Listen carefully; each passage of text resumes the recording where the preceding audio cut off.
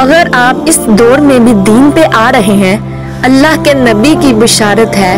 और जो शख्स इस दौर पर दीन पे आता है ना, इंशाल्लाह पूरी उम्मीद है अल्लाह से, वो हौज़े कौसर पर रसूल अल्लाह सल्लल्लाहु अलैहि वसल्लम से जा मिलेगा। लेकिन जो शख्स अपनी लाइफ में इस दीन पर नहीं ना आया, तो वो अल्लाह के नबी कहेंगे 100 करोड़ इसे मुझसे दूर कर दो, मुझसे दूर कर दो। ये हदीस में आता है ना, या रसूल अल्लाह, उन्होंने आपके दीन को बदल दिया था, इसलिए इनको आपसे दूर किया जाता है। अल्लाह के नबी सल्लल्लाहु अलैहि वसल्लम अपनी उम्मत को कैसे पहचानेंगे?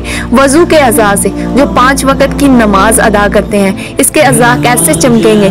जो एक दिन में जस्ट एक दफ़ा नमाज पढ़ता है, उसका कैसे अज़ा चमक सकते हैं? सोचिएगा ज़रूर और अपनी ज़िंदगी में 5 वक़्त की नमाज को शामिल कीजिएगा।